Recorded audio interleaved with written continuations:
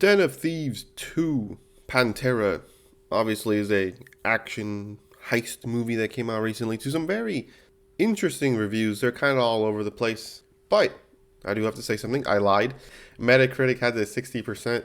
IMDb has it 6.4 out of 10, and 60% of Google users like the movie. So obviously, it's not all over the place. But on Rotten Tomatoes, obviously, that's the one that seems to be the most different. 62% by critics and 79% by the people. Now, of course, I watched it, but I do have some things to say that will probably sway my opinion compared to others.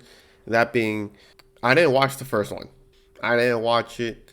Didn't really seem to care right at the time. But Den of Thieves obviously is a thing of obviously thieves versus cops. Obviously, the tagline of the first movie I think is cops without limits versus thieves without fear. So obviously very nice. But in the second installment, it's the same thing. You have the returning character of Donnie Wilson and Nick, obviously. And this time, Nick and Wilson, or Donnie, work together to pull off the biggest diamond heist in recent memory. Right? And it's basically like they're intertwined. They're going to meet each other a lot, obviously. As, spoiler alert, they do set up a third movie, which seems to be very nice. But that's the essential plot. They have to steal a bunch of diamonds because Donnie was an idiot and he stole a very precious stone from the mafia. So obviously now they're after him. And obviously since Nick was with them at the time, he's now on the chopping block. So they're like, okay, well then, looks like we have to do it. All right, and also one thing of Den of Thieves is they have MMA fighters. The first one had Max Holloway and Michael Bisping. What's this one? Which one is which MMA fighters for this movie? Well, it's Cyril Gahn. That's right. He's right here. Obviously, it's just cameos. You don't really talk that much, but it was very enjoyable. When someone's like, "Wait a minute," I was like, isn't that Cyril Gahn?" But some good, some negative, some in between. The good is obviously the I guess the chemistry between Nick and Donnie. Very, very charming movie to say the least. Obviously, throughout the movie, they constantly go back and forth with each other, joking. Obviously, it's a fun time. It definitely keeps you entertained and somewhat engaged. The action is a bad part because there's very little action. It's a heist movie. It revolves more on go in, go out. No one knows that you were there, right? So throughout the movie, there's really no action scenes. It's only the beginning and the end. That's about it. There's like a fight or two in the middle of it, but for the most part, it's just a bunch of people talking, and it's the planning stage and it's the heist, which of course could be good and bad to certain people. Obviously, since this is 2 hours and 10 minutes, it is on the longer side of movies, but since it lacks a lot of action, I do get why a lot of these people have it 60%. I had it like a 7. I had it like a 8. I don't know. I liked it. Even though there's a lack of action, I didn't care. I enjoyed the movie. I enjoyed the heist. The scene where it all goes wrong, I guess you could say, very done nicely. Even the one action scene that they really had, which was the last one, which is another weird part, which I'll talk about later, where they're driving and shooting at each other. I liked it. I like how they did a thing where they're like, well, I don't have a good shot. We're gonna have to spin around and drive backwards for a little bit, so I can get a better shot. I like that. I like that scene. So what's the weird part of the heist? What's the weird part of the shootout scene? Simple. In the movie, Donnie works with a bunch of other people, obviously. The final crew, I guess you could say, is 5 people, right? But before that, there was supposed to be more, right? That's because of this woman right here, right? Her ex saw that Nick was flirting with her, obviously, and he didn't like it. So then he gets mad and then disappears for the rest of the movie just to come back and try to kill him. So, I needed a little bit more time with that. And then the mafia was a little bit weird themselves because this is kind of the same thing, but they made a lot more sense.